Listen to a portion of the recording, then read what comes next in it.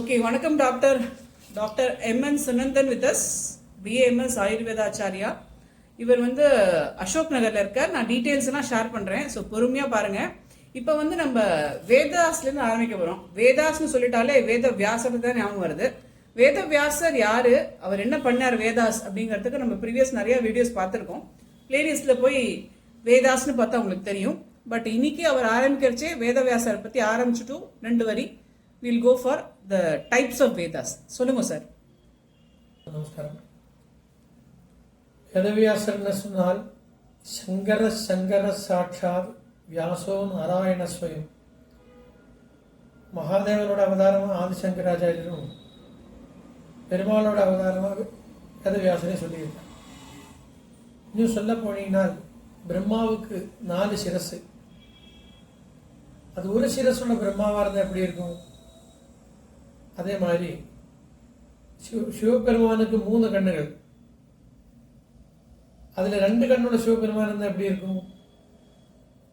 பெருமாளுக்கு 4 கைகள், 2 கைகளோட பெருமாள் எப்படி இருக்கும்? அதான் வேதவியாசர். இது சாஸ்திரம் சொல்லியிருக்கு. அது வியாசரோட ஆசீர்வாதத்துல தான் புராண இதிகாசங்கள் எல்லாமே இருக்கு. பிரசித்தமான அவரோட ஒர்க்குகள் தான் நமக்கு வாழ்க்கையில நம்ம எடுத்து படித்து சொல்லி கொடுத்துட்டு இருக்கோம். அதே நம்மளால ஒரு ஜென்மத்தில் படித்து முடிக்க முடியாது. வேதவியாசர் வந்து நம்மளுக்கு 4 விதமா பிரிச்சு கொடுத்துருக்காரு. எல்லா வேதங்களையும், எல்லா ஸ்கிரிப்சர்ஸையும், ரிக், யஜுர், சாம, அதர்வணா. 4த்துக்கும் என்னென்ன கனெக்ஷன் சார்? சின்னதா கனெக்ஷன் சொன்னா இது எல்லாமே ஒன்று தான். ஆக்சுவலி அது படிக்கிறதுக்கும் சொல்லி கொடுக்கறதுக்கும் அண்டர்ஸ்டாண்ட் பண்ணிக்கிறதுக்கும் அதை விசிச்சு இருக்கு. Divided into 4 according to convenience. அதில் பார்த்தீங்கன்னா ரிக்வேதம்னா முதல் வேதம் ரிக்வேதம் ரொம்ப மந்திர பிரதானமாக இருக்குது. அதில் இல்லாத சாஸ்திரங்கள் இல்லை, எல்லாமே அதில் எடுத்து சொல்லியிருக்கு. Some school of people they believe even Ayurveda also உபவேதம் ஆஃப் ரிக்வேதா. பட் அதை விட அதர்வேதத்தை உபவேதமாக தான் எல்லாரும் அக்செப்ட் பண்ணியிருக்கான். பட் ரிக்வேதத்தோட உபவேதம் சொன்னாலும் நமக்கு தப்பு சொல்ல முடியாது. ஜெயேந்திர பெரியவாரெல்லாம் வந்து அதர்வேதத்துக்கும் ரிக்வேதத்துக்கும் ஆயுர்வேதம் உபவேதம் சொல்லி கொடுத்துருக்காங்க. அது மாதிரி ரிக்வேதம், அது மாதிரி யஜுர்வேதம் வந்து நீ கொஞ்சம் ஜெனரலைஸ்டு மந்திர பிரதானமாக இருக்கும். யஜுர்வேதிக்கு எதிரி இல்லைன்னு சொல்லுவோம். அந்த மாதிரி யஜுர்வேதம் வந்து எல்லா இடத்துலையும் பிரயோகம் மாத்திரமாக வந்து நிறைய அதில் ஒன்று மந்திர பிரதானம், ஒன்று பிரயோகம் மாத்திரமாக இருக்கும். பிரயோகத்தில் வந்து நல்ல விசேஷமாக சொல்லி கொடுத்து அது யஜுர்வேதம். அடுத்ததாக சாமவேதம், சாமகானம் தான் சொல்லணும் இல்லையா? வேதானாம் சாமவேதோஸ்மின்னு பகவான் வந்து கீதையிலே சொல்லியிருக்கார். அதுலேயும் வந்து நல்ல ஒரு சங்கீதத்துக்கெல்லாம் வந்து ரூட்டை எடுத்து போனீங்கன்னா ரிக்வேதம் அதே மாதிரி சாமவேதம் நமக்கு சொல்லி கொடுத்துருக்காங்க. அதர்வவேதம் வந்து பார்த்தீங்கன்னா ரொம்ப பிரயோக விசேஷமாக, யூஸ்வலாக வந்து இந்த அளவுக்கு அது பிரச்சாரமாக இல்லை. பட் நிறைய வந்து அதர்வேதத்தில் உள்ள பிரயோகங்கள், ஆயுர்வேதம் அதர்வேதத்தோட உபவேதம் தான். அதில் இப்போ வந்து ஒரு ப்ராக்டிக்கல்னு சொல்கிறோம் இல்லையா, அதுக்கு ப்ராக்டிக்கலாக சில விஷயங்கள்லாம் பண்ணி அதுக்கு ரிசல்ட் கொண்டு வந்து ரிசர்ச் பண்ணி இந்த காலத்தில் பண்ணியிருக்க நிறைய விஷயங்கள் எல்லாம் விசேஷ பிரயோகங்கள் அதர்வேதத்தில் சொல்லியிருக்காரு. மகாபிரிவா வந்து இந்த மாதிரி உள்ள என்டேஞ்சர்டு ஆர்ட் எல்லாம் வந்து அதர்வேதம் பிரதானமாக மறுபடியும் ரிவைவ் பண்ணி கொண்டு வந்து நமக்கு ஆசீர்வாதம் பண்ணியிருக்காங்க. ஸோ எல்லாம் சொல்ல போனீங்கன்னா வேதம் எல்லாம் நமக்கு என்ன, நம்ம டே டு டே லைஃப்பில் நமக்கு எல்லாம் என்னெல்லாம் நமக்கு நம்மளுடைய ரிக்குவயர்மெண்ட்ஸ் இருக்கோ இதெல்லாம் அந்த காலத்திலே நம்ம வேத மந்திரங்கள் அது கண்டிருக்கா. வேதத்தில் நமக்கு என்ன பாக்கியமான வாழ்க்கையில் லக்கியம் வேணுமா, வேதத்தில் மந்திரங்கள் இருக்குது. மக்களுக்குள்ள அண்டர்ஸ்டாண்டிங் வேணுமா, அதெல்லாம் வேதத்தில் இருக்குது. ரிக்வேதம் கன்க்ளூடிங் மந்திரம் வந்து பார்த்தீங்கன்னா பார்த்தா சம்வாத சூக்தம், ஐகமத்திய சூக்தம்னு பேர். உலகத்தை பூரா ஒன்றா பார்த்து சங்கச்சத்தம் சம்பதத்தம் சம்பவம் மனாம்சி ஜானதாம் சொல்லி கொடுத்தது இந்த கடைசி மந்திரம். இந்த மாதிரி ஆரோக்கியத்துக்கு, ஒரு நல்ல மேரிட் லைஃபுக்கு, நல்ல குழந்தை பிறந்துக்கிறதுக்கு, நம்மளோட டே டு டே லைஃப்ல நமக்கு என்னெல்லாம் தர்மத்தின் அடிப்படையில் நம்மளோட ரெக்குவயர்மெண்ட்ஸ் இருக்கோ அதுக்கெல்லாம் வேதமே வந்து சொல்லி கொடுத்துருக்கேன். நமக்கு ஒரு காமியமாக எனக்கு இது ஆகணும், இது பண்ணணும், அது பண்ணணும், இது பண்ணணும்னு சொல்ல வேண்டியது இல்லை. அது வேதமே எடுத்து நமக்கு சொல்லி கொடுத்துருக்கா. அதனால தான் வந்து நமக்கு அதில் ரொம்ப மீனிங் தெரியலன்னா கூட வேதம் சிரவிச்சா போதும், பாராயணம் பண்ணா போதும் சொல்றதுக்கு விஷயம். இப்போ வந்து ஆயுர்வேதா அப்படிங்கிறது நம்ம ரீசெண்டாக கவர்மெண்ட் வந்து நிறையா அதுக்கு ப்ரமோட் பண்ணுறதுக்கு ஆக்டிவிட்டீஸ் நிறையா வச்சுருக்கா. ஆயுஷ்னு சொல்லிட்டு எல்லாத்துக்குமே ப்ரமோட் பண்ணுறா. ஏன்னா நம்மளுடைய பாரம்பரிய ட்ரெடிஷ்னல் ட்ரீட்மெண்ட் அப்படிங்கிறது இந்த 4த்துலேயும் வருது, 5த்துலேயும் வருது அப்படின்னு நம்ம சொல்லிட்டு இருக்கோம். எல்லா டிசீஸுமே ஆயுர்வேதால கியூர் பண்ண முடியுமா அப்படின்னு ஆச்சாரியத்தை சொல்லலை. அதில் சுகசாத்தியம், கிருச்சரசாத்தியம், அசாத்தியம் இப்படியெல்லாம் நிறைய பிரிச்சிருக்கு. ஒன்று சாதாரணமாக கன்சல்டேஷன் மெடிசன் கொடுத்தா சரியாக போச்சு, இதெல்லாம் சுகசாத்தியம். அடுத்தது கிருச்சரசாத்தியம், மெடிசனும் தேவைப்படுது, சம்டைம்ஸ் சர்ஜரியும் தேவைப்படுது, அந்த மாதிரி. ஒரு சிலதில் அசாத்தியம்னு சொல்லியிருக்கேன், எது பண்ணாலும் சிலது வாய்ப்பு இல்லாத ஆயுர்வேதம் நிறைய சொல்லியிருக்கேன் அந்த மாதிரி. ஏன்னா ஃபால்ஸ் ஸ்கோப் கொடுக்க மாட்டான். It's a part of Veda. Every like ட்ரூத்ஃபுல்லாக தான் எழுதியிருப்பான். யாருக்கு நான் அது பண்ணுறேன் இது பண்ணுறேன் இது கரெக்டாக இருக்குன்னு சொல்லுது. இப்போ இருக்கிற யங்கர் ஜென்ரேஷன்ஸ்க்குலாம் ஒரு பெரிய த்ரெட் என்னன்னா obesity, depression, sleeping disorder, stroke at a very early age, erratic eating pattern. இது எல்லாமே நம்ம கண்கூட பார்க்குறோம். நிறைய ஸ்டூடெண்ட்ஸு இல்லை நிறையா யங் அடல்ட்ஸ்னு சொல்லக்கூடிய சின்ன வயசு பசங்க இப்போ 20-25 வயசுக்கெல்லாமே ஸ்ட்ரோக் எல்லாம் வருது.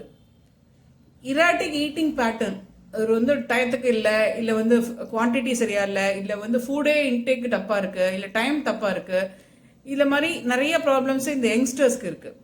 இவாளுக்கெல்லாம் உபயோகப்படுற மாதிரி ஆயுர்வேதால நேச்சுரல் செக்லிஸ்ட் சொல்லுவோம் இல்லையா, இதெல்லாம் ஒரு நாளில் இதெல்லாம் சாப்பாட்டில் இருந்தே ஆகணும் அப்படின்னு ஏதாவது கொஞ்சம் டிப்ஸாக சொல்லுங்களேன் சார். ஆயுர்வேதம் ஸ்வஸ்தஸ்ய சுவாஸ்திய ரட்சணம், ஆதுரஸ்ய ரோக பரிமோக்ஷணம். அப்படின்னா ஹெல்த்தியாக இருக்கிறவனை எப்படி ஹெல்த்தியில் வச்சுட்டு இருக்கலாம், வியாதி இருக்கிறவங்க வியாதி எப்படி சரி பண்ணலாம். எல்லாரும் prevention is better than cure அப்படின்னு தான் சொல்லுவோம். ஆனால் ப்ரிவென்ஷனுக்கு என்ன பண்ணுறேன்னு கேட்டால் பதில் கிடையாது. அப்படி இருக்கக்கூடாது. ஆயுர்வேதத்தில் நிறைய ஒரு மனுஷால நல்ல நலம் வச்சுக்கிறதுக்கு என்னெல்லாம் வேணும் அதுக்கு தான் சொல்லி கொடுத்துருக்காங்க. தினச்சரியா, ஆனால் டெய்லி ரொட்டீன், ரிசுச்சரியா சீசனல் ரொட்டீன், ராத்திரி சரியா நைட்டில் எப்படி இருக்கணும், நம்ம சாப்பாடு எப்படி இருக்கணும், நம்ம ஸ்நானம் எப்படி குளிக்கணும், வியாயாமம் எப்படி பண்ணுறோம், இது மாதிரி எல்லா விஷயத்துலையும் ஒரு நல்ல மனிதனாக இருக்கிறதுக்குள்ள தான் முதல்ல சொல்லி கொடுத்துருக்காங்க. இதெல்லாம் ஃபாலோ பண்ணால் நிச்சயமாக எந்த வியாதியும் வராது. இன்றைக்கி இருக்கிற முக்கால்வாசி வியாதியும் லைஃப் ஸ்டைல் டிசீஸ் தான். தப்ப ஆரம்பிக்கிறான், காத்தால 9 மணி வரைக்கும் தூங்குறான். பிராமே முகூர்த்தே உத்திஷ்டே சொன்னால் அது படிப்போட முடிஞ்சிருது. யார் எழுந்துக்கிறார்? 3 மணி 4 மணி தான் சொல்லலை, மினிமம் சண்டேஸுக்கு முன்னாடி எழுந்துக்கோன்னு சொன்னால் யாரும் கேட்கலாம். அப்புறம் வியாதி வந்தாச்சு, இடியோபதிக்கு வியாதி நிறைய வியாதிக்கு ரீசன் தெரியாது. இதுதான் இந்த மாதிரி தப்பு பண்ணிகிட்டே இருப்பான். தப்பான டைமில் ஃபுட்டு சாப்பிடுவோம், தப்பான டைமில் தூங்குவோம், ஜீரணத்துக்கு தூக்கத்துக்குள்ள சம்பந்தம் கிடைச்சிருவோம். அப்புறம் எல்லாத்துக்கும் ஸ்ட்ரெஸ்ஸு, பித்தம் ஜாஸ்தி சுரக்கிறது. தப்பான டைமில் தூங்கினா, தப்பான டைமில் டைஜஷனா கண்ணா பின்னா பித்தம் சுரக்கும். உடனே அசிடிட்டின்னு வந்துடுது. அசிடிட்டி வந்தால் என்ன, பித்தம் அசிடிட்டி உடனே அடுத்து அலர்ஜி ஆரம்பிச்சாச்சு, சொரிகிறது, சைனஸ் ஆரம்பிச்சாச்சுன்னு சொல்லுவோம், நீர் கொடுத்துக்கிறது, அடுத்த வியாதி அப்படி போயிடும். அப்புறம் சிட்டிங் ஜோபு, அசிடிட்டி இருக்குது, சைனஸ் இருக்குன்னா அடுத்த பைல்ஸ் தான் வரப்போகுது. இந்த மாதிரி ஒன்று கனெக்டடாக லைஃப் ஸ்டைல் டிசீஸ் நம்மளாக தான் உண்டு பண்ணுறோம். நம்ம யாரை குறை சொல்ல, நம்ம பல்லார நம்ம நாக்கை கடிச்சிங்கன்னா யாரை போய் குறை சொல்றது? இது குறை சொல்லி பிரயோஜனம், நம்மளாவே திருந்தணும். ஓகே, எல்லா ரிஷிஸ் அவங்க ரொம்ப நமக்கு சொல்லி கொடுத்துருக்காங்க. அவங்க என்ன சொல்லி கொடுத்துருக்க படிக்கும். சொல்லி கொடுத்துருக்கிறது ஒன்று டெமான்ஸ்ட்ரேஷன் அவள் வாழ்ந்து காமிச்சிருக்கா. அவள் எப்படி வாழ்ந்தாங்கிறத பார்த்தாலே நம்மளுக்கு சிம்பிளிசிட்டி அண்ட் ஃபுட் டிசிப்ளின் வந்துடும். நம்ம தெரியாமல் பண்ணிட்டு இருக்கோம். History says many of the rishis lived 1000 years. Must not have food items அப்படின்னு ஏதாவது இருக்கா? இது சாப்பிடவே கூடாது, இது சாப்பிட்டா நல்லது இல்லை அப்படிங்கிற ஐட்டம்ஸ் நிறைய இருக்கு. இப்போ புதுசாக கண்டுபிடிக்கிறான். நமக்கு ஜெனட்டிக்கலி பழக்கம் இல்லாத ஃபுட்டுகள் இதெல்லாம் பழக்கம் இல்லாத ஃபுட்டுலாம் ஒரேடியாக ஜாஸ்தி சாப்பிடக்கூடாது. ஆயுர்வேதத்தில் சதாபத்தியம்னு ஃபாலோ பண்ணக்கூடாது லிஸ்டெல்லாம் தனியாக சொல்லியிருக்கு. இந்த மாதிரி நிறைய இருக்கு. A few items which is to be ignored by all. ஒன்று பார்த்தீங்கன்னா தயிர் எல்லாரும் பிரியமாக சாப்பிட்ற ஐட்டம். தயிர் டெய்லி பழகக்கூடாது. ஆனால் மோர் தக்கம் சக்கரசிய துர்லபம். இந்த ரெண்டு கூட கிடைக்காத மோர் ரொம்ப விசேஷமாக சொல்லியிருக்கேன். ரெண்டு ஒன்று தான் இல்லையா? தயிர் கடைஞ்சா மோராயிடுது. ஆனால் கடையிறதுங்கிறது ஒரு சம்ஸ்காரம். அந்த சம்ஸ்காரத்தினா நமக்கு உடம்புக்கு தேவையான குணங்கள் கிடைச்சிருது. லிவருக்கு நல்லா இருக்குது, ஒபிசிட்டி கம்மி பண்ணுறது எல்லாம் பண்ணுறது மோர். அதே தயிர் சாப்பிடும்போது பரமானந்தம் உள்ள போயிடுதுன்னா வேறு தப்பான வேலை செய்யும். இந்த மாதிரி சொல்லியிருக்கு. ரீஹீட்டட் ஃபுட்டு, அது மாதிரி கண்ணா பின்னா ரோ வெஜிடபிள்ஸ் சாலட் சாப்பிட்றது, ஜங்க் ஃபுட்டு சாப்பிட்றது, அப்பப்போ காஃபி குடிக்கிறது ரொம்ப விஷம். காஃபி வெளியூரில் குளிர்ச்சி தாங்க முடியாமல் ஆடு மேய்க்கும் போது உடம்பு சூடு பண்ணுறதுக்கு குடிச்சது காஃபி. இன்றைக்கி நம்ம ஊரில் எல்லாருமே சூடாக உடம்பு இருக்கிறவங்களும் காஃபியை குடிக்கிறான். காத்தால எம்டி ஸ்டொமக்கில் அந்த காஃபியை குடிக்க ஆரம்பிக்கிறான். என்ன பர்பஸ்ன்னு கேட்டால் தெரியாது. அதில் கஃபைன் எவ்வளோ அடிக்டாக இருக்குது. ஸோ வி சஜஸ்ட் நீங்கள் டீ அந்த அளவுக்கு தோஷம் கிடையாது, ஒரு 2 டீ ஒரு நாளைக்கு பழகிக்கோங்க. அப்படி இருக்கும்போது ஒரு நாளைக்கு உடம்பு அசதியாக இருக்குது முடியலன்னு சொன்னால் அன்றைக்கி மட்டும் காஃபி குடிக்கும். அப்போ அந்த கஃபைன் மெடிசனாக நமக்கு ஹெல்ப் பண்ணுவோம், நம்ம பாடி ஸ்டெபிலைஸ் ஆகிடும். அந்த மாதிரி சாப்பாடே வந்து மருந்தாக எப்படி பயன்படுத்திக்கலாம், தப்பாக எப்படி யூஸ் பண்ணக்கூடாதுன்னு நம்ம தெரிஞ்சுக்கணும். இந்த அதாவது ஒவ்வொருத்தர் உடம்புக்கும் நிறைய ஒவ்வொருத்தர் தனித்தனியாக சொல்ல வேண்டிய சமாச்சாரங்கள் இருக்குது. இந்த ஃப்ரோசன் ஃபுட்னு சொல்கிறா இல்லையா, பட்டாணிலேருந்து உருளைக்கிழங்குலேருந்து எல்லாத்தையுமே ஃப்ரீஸ் பண்ணி அதை ஃப்ரீசரில் வச்சுட்டு 6 மாதம் 7 மாதம் கழிச்சு எடுத்துக்கிறது, அதை யூஸ் பண்ணுறது. மைதா ஆட்டா பரோட்டா, ஃப்ரோசன் பரோட்டா, அது பரோட்டா 6 மாதம் கழிச்சு வந்தால் கூட அதை எடுத்து போட்டு நம்ம ஜஸ்ட் ஹீட் பண்ணி 2 மினிட்ஸில் சாப்பிட்றது. அதெல்லாம் ரொம்ப தப்பு. என்னன்னு கேட்டால் ஒவ்வொரு ஐட்டத்துக்கும் அதோட ஷெல்ஃப் லைஃப் இருக்குது. அந்த ஷெல்ஃப் லைஃப்ல யூஸ் பண்ணுறது நல்லது. நீங்கள் அது கெட்டு போகாமல் ஃப்ரீசரில் வச்சு அது ரொம்ப நாள் பண்ணி இது எல்லா டெம்பரேச்சர்லேயும் சர்வே பண்ணக்கூடிய மைக்ரோ ஆர்கானிசம்ஸ் இருக்குது. அது மட்டும் இல்லை, அது எடுத்துட்டு அது நார்மல் டெம்பரேச்சர் வரதுக்கு முன்னாடி நிறைய பேர் ரீஹீட் பண்ணுறான், அப்போ மறுபடியும் ஒரு கெமிக்கல் அதில் ஃபார்ம் ஆகுது. இதெல்லாம் நிறைய கேன்சருக்கு இதெல்லாம் ரீசன்ஸ் எல்லாரும் சொல்கிறாங்க. நிச்சயமாக அதில் எல்லாம் விஷயம் இருக்கும். அந்த மாதிரி பண்ணாமல் இருக்கிறது நல்லது. நமக்கு எதுக்கு பண்ணணும்னு கேட்குறேன். நம்ம வாழ்ந்த ஊரில் நம்ம ஊரில் கிடைக்காத சமாச்சாரமா எல்லாம் கிடைக்கிறது, எதுக்கு பண்ணி ஃப்ரிட்ஜில் ஏற்றி வைக்கணும்? எந்த அளவுக்கு அதை போய் அமைக்கி வைக்கிறதோ அந்த அளவுக்கு அது வெளியில் வரும்போது வேலை காமிக்கும். ஒன்றும் வேண்டாம். சின்ன எக்ஸாம்பிள் எல்லாரும் பண்ணுறோம். ஞாயிற்றுக்கிழமை வந்து மாவு ஆட்டி ஃப்ரிட்ஜில் வச்சிடுறான், டெய்லி தோசை இட்லி எடுத்து சாப்பிட்றான். இது யாரெல்லாம் ஹாபிச்சுவேட் பண்ணுறாங்களோ அந்த மாதிரி பேர் இந்த பித்த கோளாறு அசிடிட்டி நிறையா இருக்குது.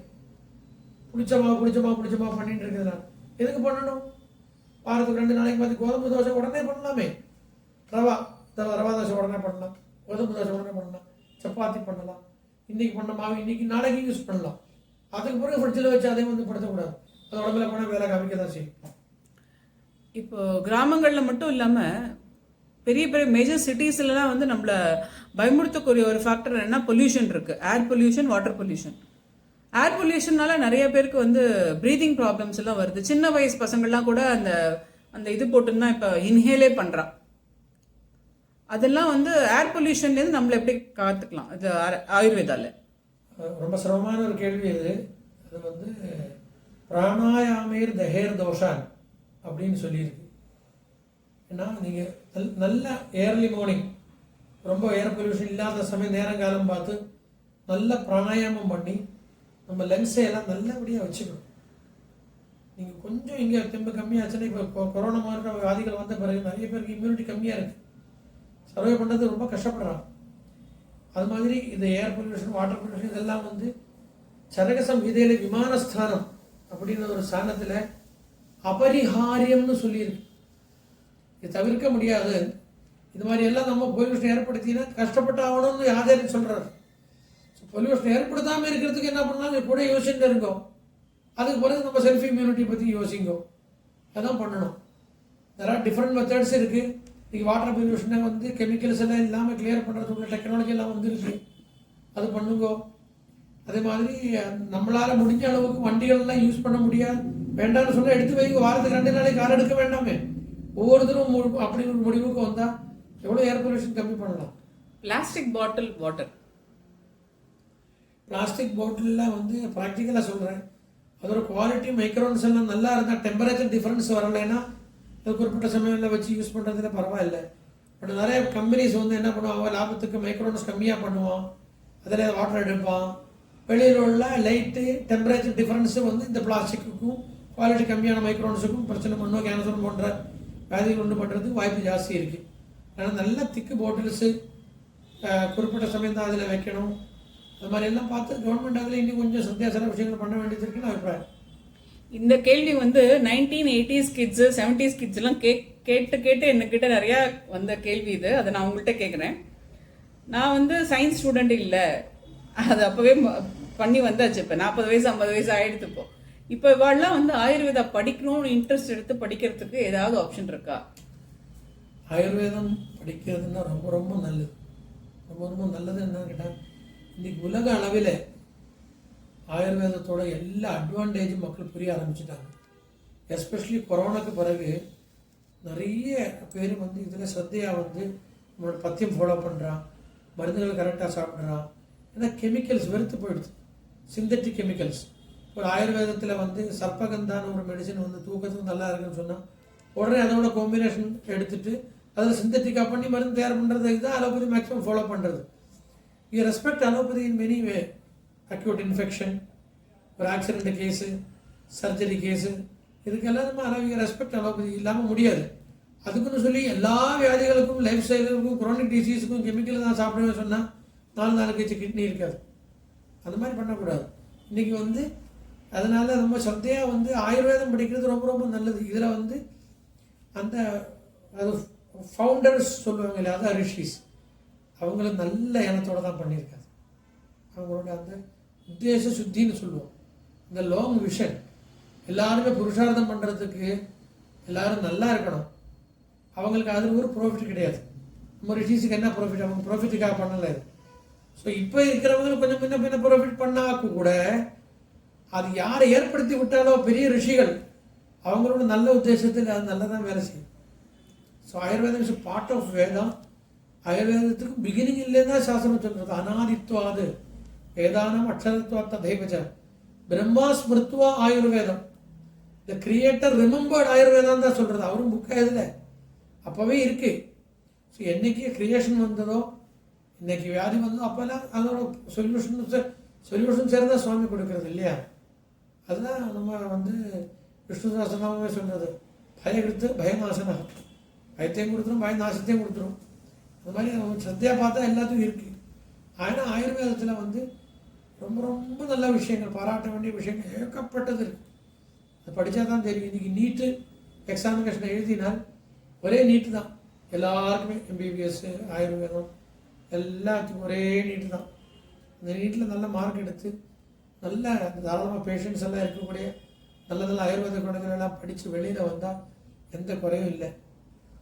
இன்னொரு விஷயம் என்னென்னு பார்த்தீங்கன்னா, நிறைய நைட் டியூட்டிஸு, அது மாதிரி எமர்ஜென்சி ஆம்புலன்ஸு, இதெல்லாம் ஆயுர்வேதம் அந்த அளவுக்கு கிடையாது. நமக்கு வாழ்க்கையும் ரொம்ப சமாதானமாக பண்ணி குடும்பம் நடத்திக்கிட்டு நல்லா ப்ராக்டிஸ் பண்ணி திருப்தியாக இருக்கலாம். ஸோ யார் வந்து ரிச்சுன்னு கேட்டால், யாருக்கு திருப்தி இருக்காரோ அவர் தான் ரிச். யாருக்கு சாட்டிஸ்ஃபேக்ஷன் இருக்கோ இஸ் த ரிச் மேன் இல்லையா. அதான் நம்ம வாழ்க்கையில் ஆயுர்வேதத்தை வச்சு தெரிஞ்சுக்கணும்.